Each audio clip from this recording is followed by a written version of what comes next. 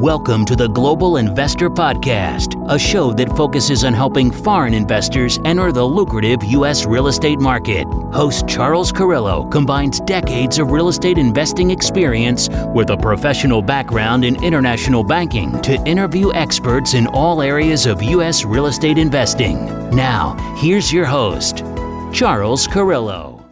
Welcome to another episode of the Global Investors Podcast. I'm your host, Charles Carillo. Today we have Brian Kochendorfer.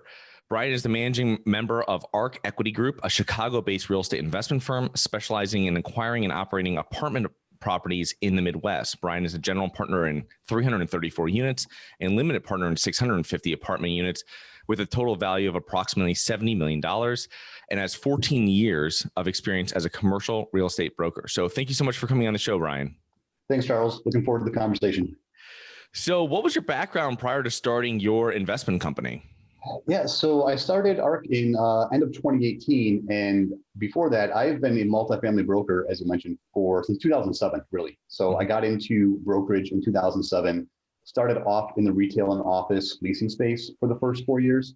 And 4 years, about 2010, I started focusing more on multifamily. And then by the end of 2010, I switched over to multifamily full time. And so spent the next 10 years just doing multifamily brokerage. So see a lot of clients, buy properties, rehab them, sell them, just, really piqued my interest. I was making money along the way. I started investing passively in about 2016 in a couple deals, and then started acquiring actively in 2019. Nice. And what was the reason that you chose real estate as your investment vehicle, just seeing all the money that was being made by your clients? Seeing that, and I'd always had an interest in real estate. When I was younger, my parents had a six flat, which they only owned for a couple of years, and I just kept thinking throughout the years if they would have held that long term, they'd have it fully paid off by now. And I was always just kind of enamored by the thought of other people paying your bills. If you own a property, all the tenants are paying rent and they're covering all the bills, and you can make a profit off it. And so I used to do little things like that, like go cut the grass, clean the hallways. So I was always kind of interested. But as I got into brokerage, seeing, successes that other people had, seeing some failures that other people had, and really the tax benefits as well, that kind of pushed me over to where I said, this is what I want to do full time. Nice. So you started off passively. Can you tell us about your first couple active deals that you were in? Yeah. So the first one that I bought was in Northwest Indiana. So I'm based out of Chicago, and Northwest Indiana is about an hour, 15 minutes outside of Chicago. And we found a 100-unit property in a town called Chesterton. And it was a property that was bought distressed about 2 years prior to us buying it. The prior owners, they had renovated about 10% of the units and done some CapEx, but there was quite a bit to go. So we ended up doing about $1 million renovation on it. So about $10,000 per unit. 2/3 of that was updating the units. About 1/3 of that was CapEx budget, including adding a fitness center, renovating the clubhouse, and doing some landscaping and exterior lighting work. So that was the first one. We just finished the rehab on it in the last 2-3 months, and we'll likely be going back in for a supplemental loan later this year. That's awesome. And so what is your current investment criteria and strategy for your group? It's shifted over the last year or so with COVID. Obviously everybody wants the value add potential, go in, renovate units, force some appreciation. The last deal that I acquired was a 53-unit property in Indianapolis, and that was already stabilized. And we were able to put in really good long-term debt and just take advantage of the existing cash flow. And it's going to be a 9 to 10% cash on cash year one. And we're taking away all that risk of potential rent upside, and who knows where the market and interest rates are going to be in 2 years if I did a bridge loan right now. So it shifted a little bit. Can you tell us about that debt? We talked about it pre-recording, but. Yeah, so we put on a long-term Fannie Mae loan on that property. It was a 15-year fixed loan. Interest rate was 3.69% with 8 years of interest only. Wow. And what I liked about that loan is that with Fannie Mae or Freddie Mac, as long as there's 7 years left on the loan, you can do a supplemental or somebody can assume it. So we can go 5 years into this and there will still be 10 years left on the loan with 3 years left of interest only at a sub 4% interest rate. So it's almost like somebody buying a new property with Freddie Mac, because Freddie's going to be 10 years with 3 years interest only. And so we have a couple different exit strategies there. And if we want to keep it long-term, we can always take out a supplemental to replenish some of the capital. Yeah, and that's great too, because if it's assumable, that means that if interest rates do go up, you've added additional value to your property because now they're assuming the debt you have at this extraordinarily fantastic interest rate of 3.69. Exactly. It becomes an asset versus a liability. Yeah, exactly. What is, tell us, just if some listeners don't understand, what a supplemental loan is. So supplemental loan is, instead of doing a bridge loan where you get a short-term loan while you do renovations, then you refinance to get some capital out. Basically, with Fannie Mae, you can do a supplemental loan if there's 7 years left and your existing loan stays in place. So your primary loan does not change. So we're locked into that 3.69% rate over the course of 15 years. But if we decide to pull out a supplemental loan, if we can either add some value or the market goes up, we can go back for a second loan, essentially up to a 75% loan to value and at the current interest rate of that time. So if in 5, 6, 7 years from now, we want to go back, we want to recycle some of our capital, but keep the property. And, we bought the property in the low 4 million range. Let's say it's worth 5 million now. We can take a new loan up to, 75% of the new value at that interest rate without changing our existing rate. Nice. Okay. Yeah. Thanks for explaining that. It's almost like if someone's in single family, they consider a second mortgage or a HELOC or something like that. And obviously better terms than a HELOC that are usually variable, but it allows you to capture some of the value out of your property. And then also, it's your major principal loan in this situation, your senior debt is going to be fixed at that great rate. So even if your new debt is a little higher, you're going to have a rate that is altogether pretty low still. And that's great. So, yeah, we assume that even if rates went up significantly into the high fours with the small supplemental, we'd still be at a blended 4% rate at worst case scenario. So let's talk about how you're acquiring deals, because we usually talk to a lot of syndicators on here and you're joint venturing deals. So can you tell us a little bit about joint venturing, a little bit about it, and then why you're doing it versus syndicating? Yeah, so far, all the deals that I've done have been as part of a joint venture. I've worked with 3 different partnership groups, and, it's interesting, all of them I met through brokerage. They were all clients at one point who then, over the years became friends. And as I was starting to get into the investment side, I started telling everybody what I wanted to do, and a couple of different partnership opportunities came about. So with the joint ventures, there's a couple structures. A couple of them are just, there's 3, 4 guys. We just split it up. If we, those are more the heavier value add properties in which we know we're going to get a lot of the capital back in the first, 12 to 24 months.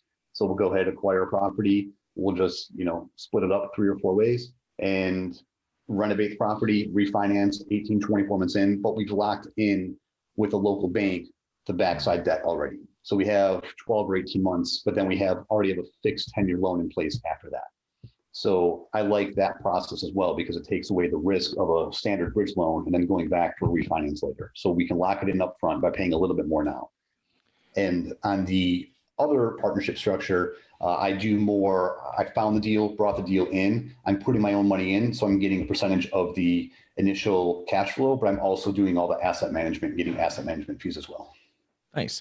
And with a joint venture, everybody has to be active. So how are you splitting up roles in that group? Say you said 4 people, I believe. How are you splitting up those roles so that everybody has an active role to keep everything legal? Yeah. So, I do more of the acquisition stuff on the front end, acquisition, deal sourcing, finding that. Then, in that particular example, there's 2 guys that focus mostly on the property management. Mm-hmm. One focuses on just asset management, working with the lender and doing that kind of stuff. So we all kind of have our little roles, but for me, it's deal sourcing and acquisitions for the most part. Nice. So when you're buying properties and you're buying 50-unit properties, how strategic are you when you're purchasing? Are you buying anything that pencils, or are you focusing on certain markets, certain areas, neighborhoods? How are you kind of creating your business plan? It's both. I think market is really important to me right now, and just seeing what's going on in the market.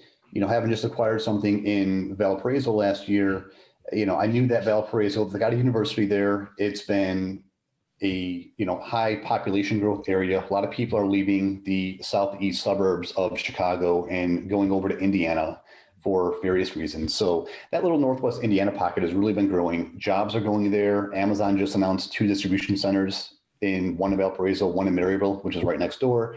So that was something where really liked the area and the property.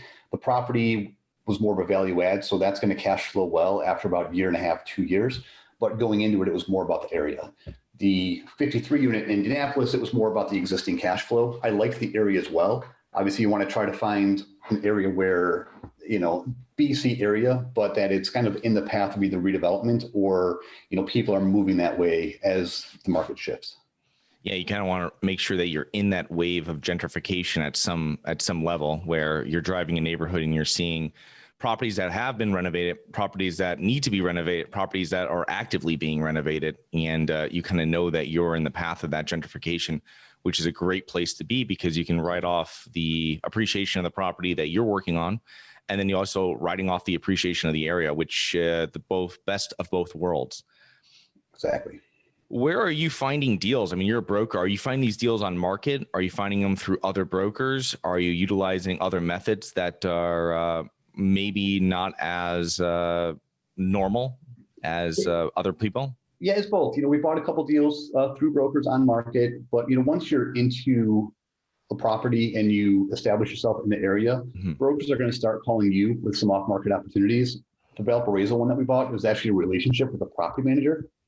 So we were looking at a different property in the neighborhood, and that one wasn't going to work for us. But the property manager just mentioned in the conversations, like, hey, another client of mine is thinking about selling.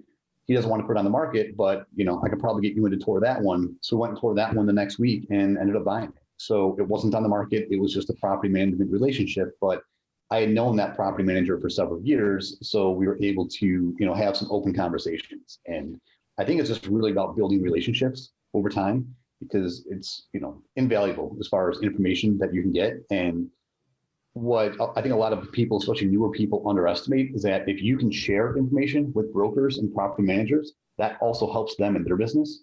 So if you hear about an off-market deal that you pass on, or deal that another broker is shopping around, feel free to tell other brokers about that. That's good information for them. That's good market knowledge, and so they'll reciprocate that. So, but it's all about relationships. Yeah, that's what I always tell people is, as I found, is real estate has to get that competitive advantage over other people that are bidding against a property that you want is it's relationships and it's access to money. And if you have solid relationships and you have access to capital, I mean, you're going to have a competitive advantage. And you can see all the large players in any market, they have both those. Like you said, they have these really seasoned relationships with property managers and brokers. So when you've closed deals like you have, now you're on the list for these brokers because they know you can close. They know you have a team in place and you're just not kicking tires. And that's awesome. But how are you doing property? You mentioned property management. Are you using the same property management company on all your properties in this area? No, a couple different ones. In Northwest Indiana, it's a different one than Indianapolis. So we do have, I'd say, 2 property management companies between them. And, one thing about if you're going to go into a new market outside of your own area and it's a larger property, agencies, specifically Fannie Mae and Freddie Mac, they're going to require you to have a third-party property management company. So at some point down the line, you might be able to build out your own and scale up, but it's going to be difficult, if not impossible, with the agencies to manage yourself. So we are hiring third party right now. Yeah. The other thing too is when I'm underwriting a property and we're reviewing it and someone they're self-managing it, or it's their in-house property management, or whatever they want to call it, a property management company that they own. It's always something where you kind of put your brakes on a little bit, because now you're trying to, the percentage they put in there might not be the percentage that you're going to be paying afterwards, versus someone that you're buying a property from and says, we're already paying 5% property management on this through ABC management. And you kind of know there that even if they have a ton more properties in the area and that's why they're getting that discount, that's a reasonable rate, right? And you might have to change that depending on your relationships in that market. But what do you feel when you're looking at a property? Maybe I imagine some of these properties possibly had been self-managed. Yeah, we're paying 4 to 6% for the most part. On one of our smaller properties, the 53 unit in Indianapolis, we're actually paying 6%. But part of that agreement is that management company has 5 other properties within a few miles. Yep. And so they have other staff. So they're pulling one of their staff members over to our property 2 days a week, and we're not paying for that payroll. So I look at management as management and payroll blended into one, because how you structure it is going to change. So like we're okay paying a little bit of a higher management percentage, but we're not paying that manager's salary versus somebody might be paying a 3 or 4% management fee, but paying a manager's salary. So I look at it as, I separate out the line items, but I kind of look at the total blended cost. Yeah, makes perfect sense, because if you're paying 3% or 3.5% for something, you might be paying $40,000 a year for someone to be on site, or maybe if you're using part-time, maybe 20, 25,000. So blending it all together gives you an accurate idea of what you're actually paying for management on that property. Yeah, it's hard to look at that apples to apples because everybody runs things a little bit differently. So, right, especially when you're coming from some mom and pop properties or ones with the books that aren't as clean as you would like, and you're trying to figure out what's personal expenses, what's actual property expenses, what's from other properties that they own, and it can be kind of a mess. But usually that's where you're finding deals. Yeah, exactly, and that's how you can also find some efficiencies in there, and that's one easy way to increase the NOI. Yeah, exactly. I mean, if you can just cut off some expenses, that's the best thing. If you're able to fix or resolve some issues with mismanagement on a property, they're usually inexpensive or free to fix, and it goes right to your NOI, which is a great way of increasing the value of the property without having any risk of money going out. And you can do it usually day one or within the first 90 days of owning the property. Yep. So how has being a licensed real estate professional helped your investing business? Relationships is probably the main thing. As a broker, especially doing it for almost 15 years, you build a lot of relationships over time. Mm-hmm. And as you get to know people and clients, when you do a transaction with somebody, you're talking to them multiple times a week for that entire 2, 3, 4 month process. And you start doing multiple transactions with a certain buyer or seller, and you get to know them pretty well. You get to know about their families and, their interests outside of real estate. So you just become friendly over time. And that's been one main thing.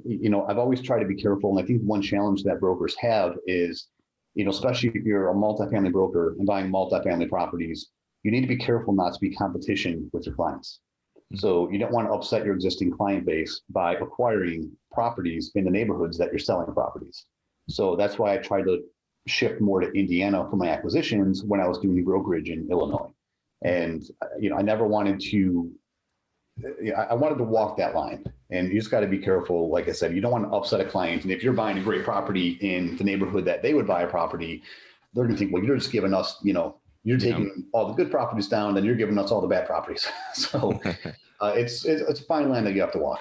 Yeah, because they want to know that what you're talking about as an investor, but they also don't want you taking the deals that they're trying to buy from you. Exactly. So that's interesting. One thing that you talked about was property management. I like the idea of having property managers that have properties or managing properties in the neighborhoods or in the areas that I own in, because they know the demographic of the tenant, which is most important, better than anyone. And that's especially true when you're getting into C-class properties. But they know the area, but also they're going to have handymen in that area all the time. And especially with smaller properties where you don't have on site, it's really important, where they're stopping by, they're driving by your property multiple times a day. But then I hear from other people that say they don't want any kind of management in their area. And because they think that when someone calls in to rent an apartment, it won't be going to your property. What do you think about that? Yeah, it's a valid concern.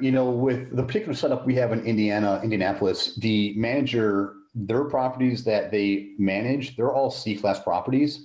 And this is a, newly renovated B-class property that we have. So it's a different product type for them. So it actually gives them some options. When a tenant wants to move or upgrade, they push them towards our property. And if a tenant's looking for a certain price point, we're going to be below that price point anyways. So I don't really see them as competition, but I think the pros outweigh the cons. Having, like you said, a full-time maintenance staff, various property managers, they have the system and infrastructure in place. And, I emailed the maintenance person this morning at our property because we're looking at a different property about 10 minutes away. I wanted to drive by it and check out the area. That's just, good information to have before we even go out and look at a property. So I think the pros outweigh the cons, but you do have to be careful. I wouldn't want too many properties that are, direct competition for my property. Yeah, that makes perfect sense. It just depends on the specific situation, but I like the idea of the property managers knowing what they're getting themselves into when they take your property over, because you want to make sure that they're not crossing too many classes of properties, and your property is going to be the new class that they're managing. So I like to ask brokers because you have a lot of, commercial is so much different than residential. And I think it's a whole different mindset when you're talking to a residential agent, when you're buying a property. They're more into the education process with the potential buyer. And with a broker, if an investor reached out to you and your brokerage interested in buying properties, what could they do to show you that they were a serious investor that warranted your time?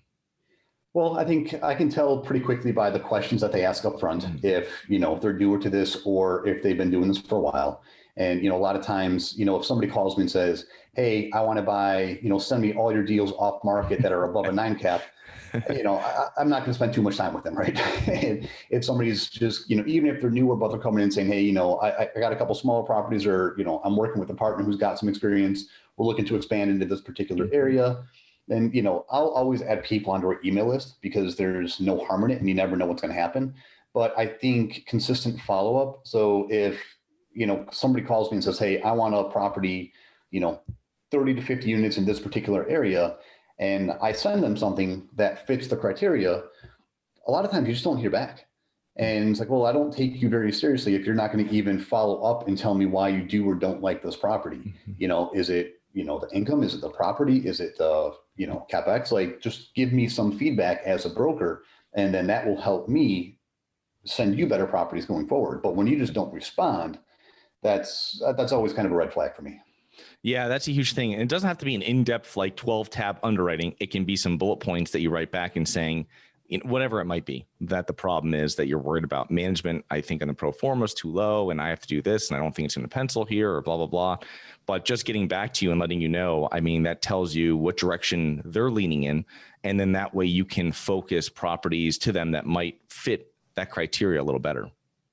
Yeah. And I think going out to tour properties will show a broker that you're serious. And it's also a great way to get FaceTime with a broker versus trying to, meet them for coffee or lunch. You're going to spend 20 to 45 minutes at a property tour anyways, for the most part. So go meet them face to face at a property, walk through, have conversations there.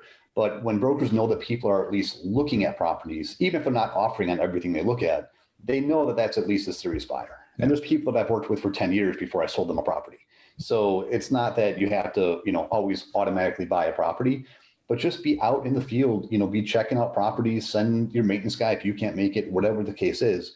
But just, FaceTime, constant interaction, and follow up. Yeah. And the other thing too, to show that you're serious, I've said, is that, see what other properties that broker has sold or been part of, and drive them and tell them, I like this neighborhood on Willow. I don't like this over on Oak. And this is the side, this is exactly what I'm looking for over here. And that really gives you the right direction. And the person spending that time, they're just not, writing behind their computer and just trying to get deals because that's what they were told from their coaching program. They're actually out there in the streets and they are reviewing deals that you've done and giving you feedback on them and telling you, this is what I want. And this is not the area, but this is the property and stuff like that. Yeah. And especially if you're newer to this and you're trying to build that relationship with the broker up front, those things are key. And I would also recommend that if you're reaching out to brokers and that broker has a team, you want to reach out as a newer investor to one of the younger brokers. Yeah. They're going to spend a lot more time with you building that relationship versus the senior broker who's been doing it for 15 or 20 years. They already have their core client base built up. And the junior brokers are going to be the ones that are going to be able to spend a lot more time. And they're going to be a lot more motivated to work with you and help you out when it comes time to getting a deal. Yeah. And they're the ones that want to build their book of business. And they're usually the ones that are going to handle some of the smaller properties as well, where you see the senior brokers, their name's going to be all on the 100, 150 unit plus deals, $20 million plus kind of stuff, because that's what they're working on. But that's great. That's great information. So as we wrap up here, what mistakes do you commonly see new or experienced real estate investors make?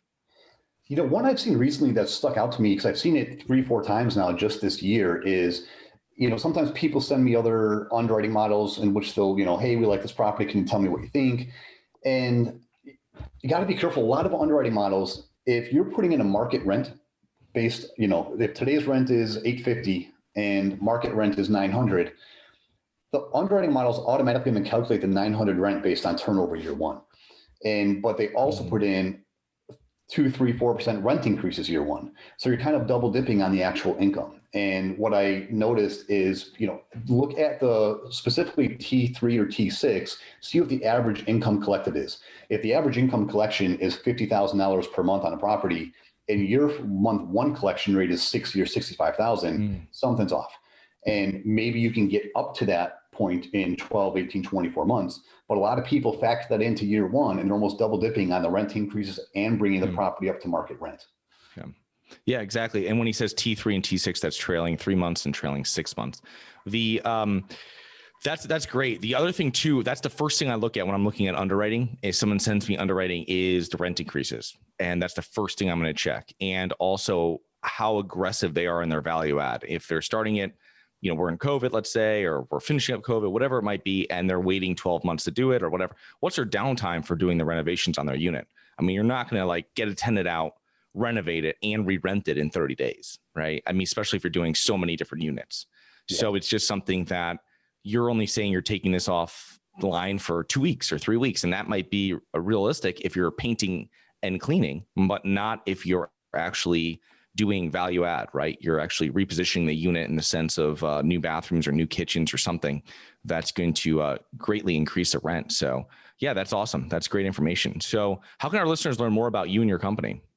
You can go to my website. It's arcequitygroup.com. My email is Brian with an I. So Brian@arcequitygroup.com. Okay. Well, thank you so much for coming on. I'll put all those links into the show notes, and looking forward to connecting with you in the near future. Thanks, Charles. Appreciate it. Hi guys, it's Charles from the Global Investors Podcast. I hope you enjoyed the show. If you're interested in getting involved with real estate, but you don't know where to begin, set up a free 30-minute strategy call with me at schedulecharles.com. That's schedulecharles.com. Thank you.